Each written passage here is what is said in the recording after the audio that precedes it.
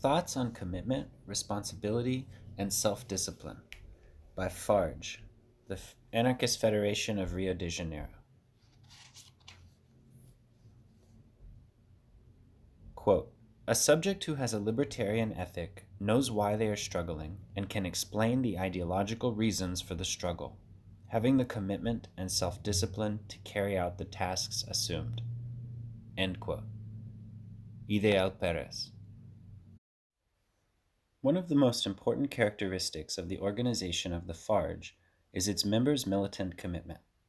We believe that in order for our struggle to bear promising fruit, it is essential that each one of the organization's militants has a high level of commitment, responsibility, and self-discipline. When our Ideal Perez spoke the words above, he expressed in a single sentence a series of opinions of paramount importance to our organization. He emphasized, above all, the importance of the militant's consciousness with regards to the motives for struggle.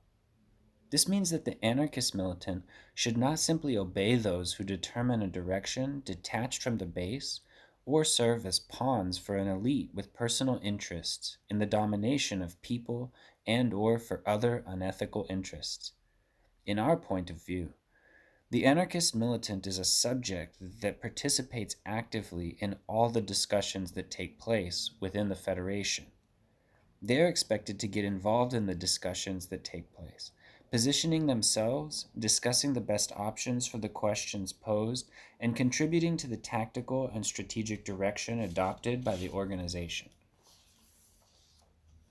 This is why all militants must be clear about why they struggle against what they struggle and for what they struggle. Each one's commitment in relation to their self-education, independent of the political education tasks being performed by the organization, is fundamental to this.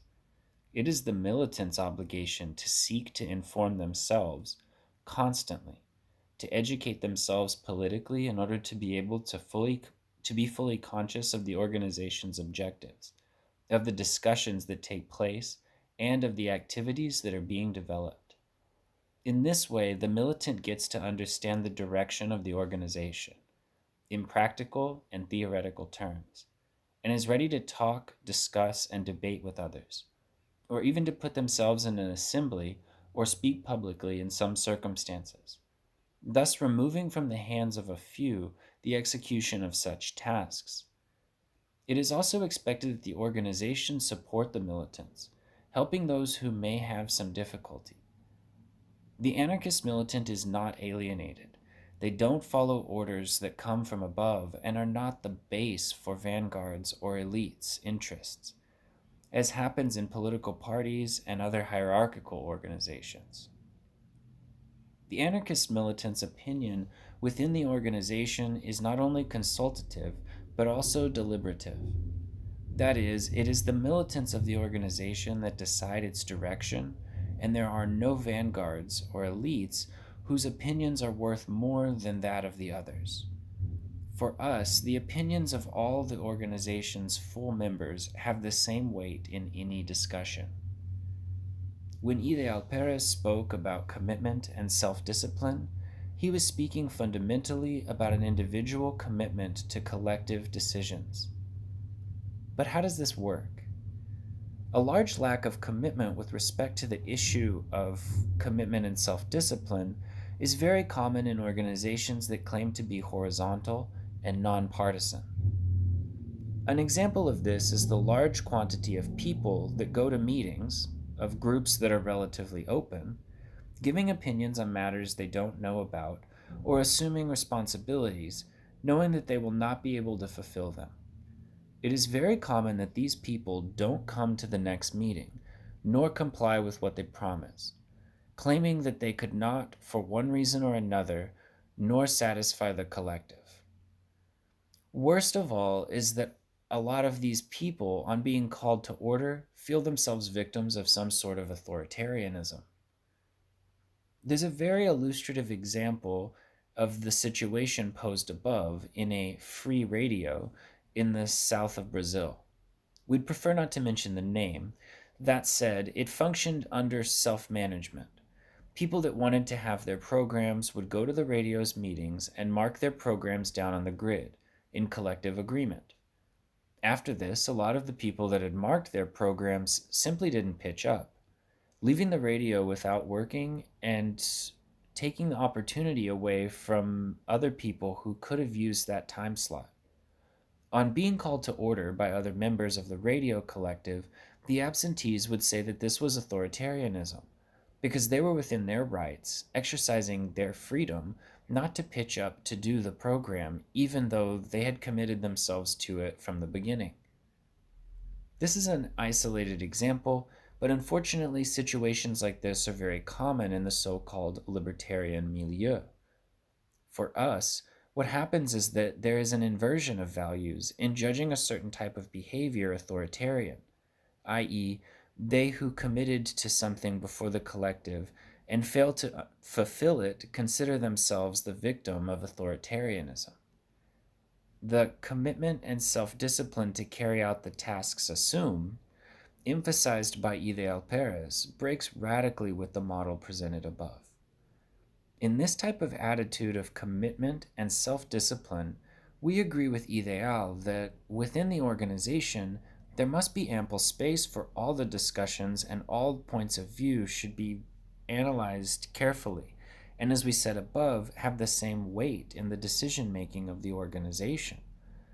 All the activities that the organization is going to do, which means to say that its members will carry out, are deliberated at the meetings. After all, the organization doesn't do anything by itself. It doesn't have a brain, arms, or legs to be able to perform the activities that are deliberated inside it. That is why all the activities that are decided on and that are the organization's responsibility will have, in one way or another, to be carried out by its members. It was on this that Bakunin positioned himself, already in the 19th century, in discussing the question of discipline. Quote, "Hostile as I am to the authoritarian conception of discipline, I nevertheless recognize that a certain kind of discipline, not automatic but voluntary and intelligently understood, is and will ever be necessary whenever a greater number of individuals undertake any kind of collective work or action. This discipline is nothing more than the voluntary and considered agreement of individual efforts toward the common aim. At the moment of action, in the midst of the struggle, roles are assumed naturally according to the skills of each, considered and judged by the whole collective. Some direct and order, others carry out orders. But no function petrifies, nor is it fixed, and it does not remain irrevocably linked to any one person. Hierarchical order and promotion do not exist, so that the commander of yesterday can become a subordinate tomorrow. No one rises above the other, or if one does rise, it is only to fall back again a moment later, like the waves of the sea returning to the salutary level of equality. In this system, in fact, there is no power. The power is fused in the collective and results in the sincere expression of the freedom of each individual in the faithful and serious realization of the will of all." End quote.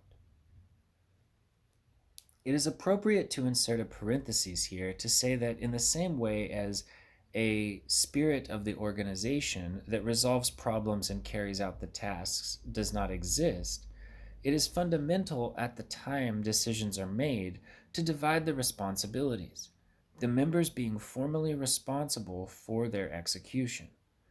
This is important because another common problem in horizontal organizations is deciding to do one thing or another, and then everyone going home without resolving who's going to be responsible for what activity. In this model, one of two things happens. Either nobody carries out the activities, or the activities fall on the shoulders of the organization's most active members.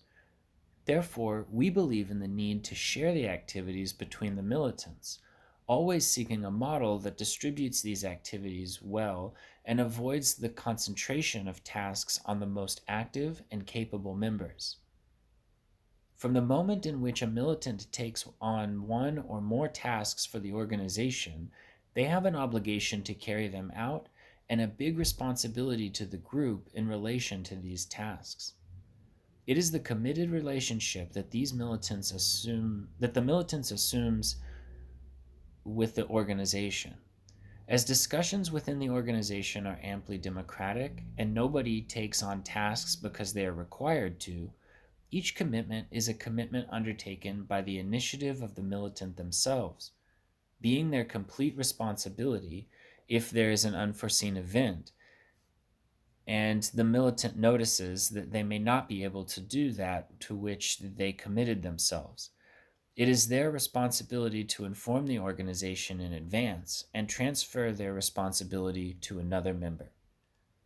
We do not believe that the checking up on the part of the organization on the responsibilities assumed by the militant is anything authoritarian. It has to exist. And if it happens that this responsibility or lack of commitment is constant, the other militants should have a frank conversation with them in order to resolve the problem and not harm the organization's work. Self management is the engine of the self managed organization. As in an organization of this type, as is our case in the FARJ, there are no leaders that charge the functionaries or base with the execution of tasks. Each one that takes on a responsibility must have enough discipline to execute it. Likewise, when the organization determines a line to follow or something to carry out, it is individual discipline that will make what was decided collectively be carried out. There should be no need for checking up, as it is expected that each one of the group charges themselves with the realization of the tasks decided on in the organization. But the individual has to satisfy the organization, having to inform it of the progress of the activities under their responsibility, and when they are not carried out, explain to the collective the reason, possibly being sanctioned for it. When there are problems with the progress of one or other member's activities, the organization can charge those responsible for the activity's progress, also in order not to hinder the work and struggle. Obviously, the form of checking up must be within the criteria of mutual respect and anarchist ethic. In 1920, on discussing the question of discipline, Errico Malatesta treated it in the following way. Quote, discipline. This is the grand word of which serves to paralyze the conscious worker's will. We also ask for discipline, because without understanding, without the coordination of each one's effort for common and simultaneous action, victory is not materially possible. But discipline should not be a servile discipline, a blind devotion to leaders, an obedience to those who give the orders not to move. Revolutionary discipline is consistently with the ideas accepted, fidelity to commitments undertaken. It is to feel oneself obliged to share the work and risks with comrades of the struggle. End quote. It is relevant for us to take note of Malatesta's comments, agreeing that this discipline and this checking up should not follow an authoritarian model, but in the oppression of the group's members and in the form of these penalties which, as mentioned, should also take respect and ethics between the members of the group into account. It is of great concern for us to differentiate the self-discipline that we preach here from military discipline, exploitative and oppressive in its essence, and which, from our point of view, does not follow different paths to the other well-known authoritarianisms. On the question of discipline in the libertarian milieu, it is worth carefully observing the debate that took place around the organization platform of the Libertarian Communists, published by the Diello-Trudeau Group, when exiled in France. After its publication in 1926, different responses and a very rich debate arose, primarily on anarchism's organizational aspects and also on other important questions, among them the question of discipline, on which we will now focus. Both the platform itself, as well as the responses and discussions that took place later, like the 1927 synthesis and response to the platform, written by Volin and other members of the NABAT, Anarchist Confederation of Ukraine. The more detailed critique of the platform made by G.P. Maximov, called Constructive Anarchism, the debate between Nestor Makhno and Errico Malatesta, an extremely rich exchange of letters from 1927 to 1929, Peter Arshinov's reply to Malatesta, called The Old and the New in Anarchism, besides various other articles from this period, are all important sources for this debate.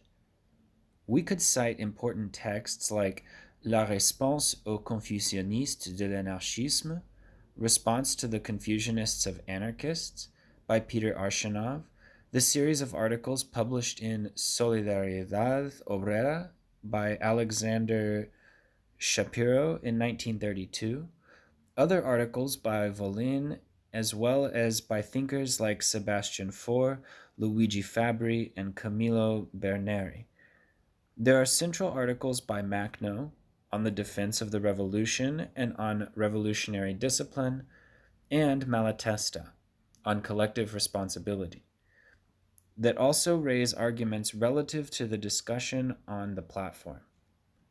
For the subject that we are discussing here, we believe that the richest source is the debate between Nestor Makhno and Errico Malatesta. It is not the case here for us to take up the defense of one side or the other, but to observe the pertinent contributions both on one side and the other, since we have great appreciation for both militants in question and believe there to be correct arguments on both sides. We agree with what the Russian exiles pose in the platform when they affirm that the miserable state in which the anarchist movement vegetates has its explanation in a number of causes, of which the most important, the principal, is the absence of organizational principles and practices in the anarchist movement. End quote. The Russians stressed that there is, quote, a false interpretation of the principle of individuality in anarchism, the theory being too often confused with the absence of all responsibility. End quote. We know that one of the big problems of the libertarian world is that the principles of freedom and of anti-authoritarianism are often understood as the lack of commitment, such a lack of responsibility pointed out by the Russian comrades. We must also agree that, as they said, quote, the individualist and chaotic elements understand by the title anarchist principles political indifference, negligence, and absence of all responsibility. End quote. We know that the critique of the individualist principle within anarchism makes sense, and it is because of this that we also agree that the federalist principle has been deformed in anarchist ranks. It has too often been understood as the right, above all, to manifest one's ego, without obligation to account for duties as regards to the organization. We believe the Russians correct when they claim that, quote, all the participants in the agreement and the union fulfill most completely the duties undertaken and conform to communal decisions, end quote. And that, quote, the federalist type of anarchist organization, while recognizing each member's right to independence, free opinion, individual liberty, and initiative, requires each member to undertake fixed organization duties and demands execution of communal decisions. End quote. We should also pay attention to Malatesta's contributions in his response, titled A Project of Anarchist Organization, in which he emphasized, quote, rather than arousing a greater desire for organization in the anarchists, the platform seems deliberately to reinforce the prejudice of a lot of comrades who believe that to organize oneself means to submit to leaders, adhere to an authoritarian and centralized organization that suffocates all free initiative. End quote. It is worth then reflecting on those issues that are not so clearly exposed in the platform. Malatesta exaggerated, but it is worth noting his comments and taking care such that the need for responsibility that we defend does not mean hierarchy and authoritarianism. Malatesta's comments imply exactly the means that we use to reach our objectives, so he emphasized that, quote, it is inconceivable that the same people who profess anarchist ideas and want to achieve anarchy, or at least prepare for its realization today instead of tomorrow, renege on the basic principles of anarchism in the organization with which they propose to fight for its victory. End quote. Still, on the subject, he emphasizes that his project of anarchist organization must have, quote, full autonomy, full independence, and therefore full individual and collective responsibility, free agreement between those that believe it useful to unite to cooperate in common work, moral obligation to keep commitments assumed and not to do anything contrary to the accepted program. End quote. Finally, and returning to the discussion on means, he states that, quote, to live and to win, we must not abandon the reasons for our life and deform the character of eventual victory. We want to struggle and to win, but like anarchists and for anarchy. End quote. Here, too, we agree with Malatesta, because if we want to achieve our objectives with the utmost urgency, we mustn't leave aside the principles involved in how we do this. In his reply, Macno correctly states, quote, you yourself, dear Malatesta, admit to the anarchist revolutionary's individual responsibility. Moreover, you have supported it throughout your life as a militant. End quote. Something that is confirmed if you look at Malatesta's quote about discipline presented further above, which dates from 1920 and maintains the same arguments as Macno. Quite rightly, and agreeing with Malatesta's statements, Macno says that, quote, none of us has the right to avoid such responsibility. On the contrary, if it has until now been ignored in anarchist ranks, it needs now to become, for us, anarchists, communists, an element of our theoretical and practical program. End quote. Moreover, quote, just the collective spirit and collective responsibility of its militants will enable modern anarchism to remove from its circles the idea, historically false, that anarchism cannot be a guide, but be it ideologically or in practice, for the working masses in a revolutionary period, and therefore could not demand total responsibility. End quote. Malatesta responded again, already approaching a certain degree of agreement with Macno, when he wrote, quote, certainly, I accept and support the vision that anyone who associates and cooperates with others for a common cause must coordinate their actions with that of their comrades, and not do anything that would undermine the other's action, and therefore the common cause. To represent the agreements made except when they intend to leave the association for differences of opinion, change of circumstance, or conflict about the methods chosen makes cooperation impossible and inappropriate.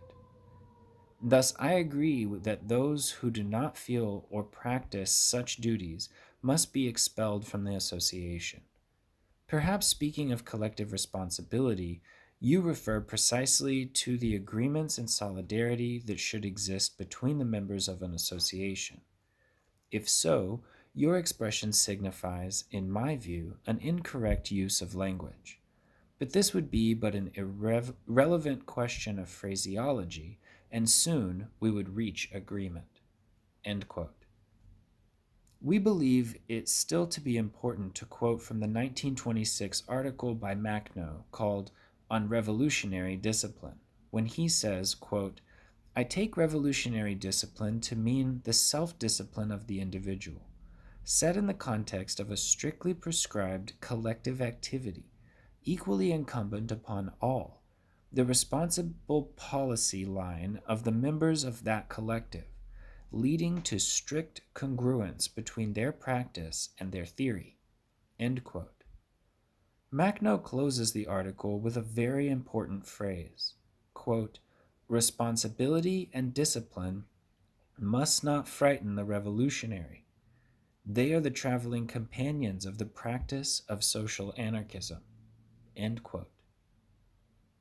Malatesta, a year after the debate with Macno, published an article called On Collective Responsibility, in which he affirms, quote, moral responsibility, and in our case we can talk of nothing but moral responsibility, is individual by its very nature, end quote. He states then that, quote, if a number of men agree to do something and one of them allows the initiative to fail through not carrying out what he had promised, everyone will say that it was his fault and that therefore it is he who is responsible, not those who did what they were supposed to right up to the last. End quote. We believe that all the passages quoted bring teachings to libertarians with regards to the questions discussed. The objective of our organization is exactly to be conceived in a way to exalt the elements of commitment, responsibility, and self-discipline, without this giving rise to authoritarian postures, which cross ethically accepted limits. As we have already said, ethics is defined by us as one of the central axes of our organization. These elements today and always are fundamental to the realization of their activities of any organization that claims to be serious and has goals of social transformation. Let's look at the question using practical examples from our organization, the FARJ, as you well know, works in two main fronts, the community front and the occupations front. In the one, as in the other commitment, responsibility and self-discipline are indispensable. For example, for the activities of the community front, the management of the Centro de Cultura Social de Rio de Janeiro implies having a rotation so that there are people from the organization in the CCS on the agreed days, with the goal that the programmed activities take place and that the space doesn't become dead. This management is about developing activities that point toward paths pursued by the organization, ensure that the water, electricity bills, etc. are paid on time. It's worth adding another parenthesis here to paraphrase a comment from our organization that used to remind us, saying that it is useless arriving at the end of the month to pay the supermarket bill and saying to the cashier, "But I'm an anarchist. I'm against capitalism." This doesn't solve the problems of who still lives within capitalism. Anyway, there's a whole demand of tasks that the organization has to do, and which, if it doesn't do, damages the path which it is intended to be achieved when programming these tasks. The commitment of a militant with a front functions the same way. If the front gives to one of the militants the task of opening the CCS, for example, it is expected that this militant will go to the location on the date and time planned and perform the task. The same applies to all other projects that are carried out by the community front, so that the Fabio Luce Library opens on the planned days and times, that the books are cataloged so that the theory is produced in the Marques da Costa Research Group, etc. In the occupations front, things work in the same way. There's an immense need for militants to go to the occupations assemblies, and that for this they are aware of the hours, days, and topics to be addressed in the assemblies. After all, it is important that the militants participate in the assemblies in the way that was agreed with the front, respecting the due rotation and the objectives to be achieved. Militants must also work so that the occupations link themselves with others, in the forum that we today call the Internationalist Homeless Front. Commitment in the case of the occupations is even more critical than in the community front, seeing as though in the community front, a large part of the time, you act among comrades who have similar ethical values to ours, which allows for the degree of organization and commitment to be a little more flexible. In the environment of the urban occupations, as in that of other social movements, there are a lot of disputes. And at various times, we have to deal with enemies such as institutes of crime, of the church, political parties, exploitative left organizations, among others. In this context, we have to highlight the importance of organization, of commitment, and of discipline, because there's a strong dispute over political space, power, which means that if the anarchists open space or have commitment problems, etc., they will generate space that the other organizations that are in the social movement gain hegemony. There is no vacuum of political space or power. Therefore, a lack of commitment and responsibility in the realization of actions means that we are generating space for others to take.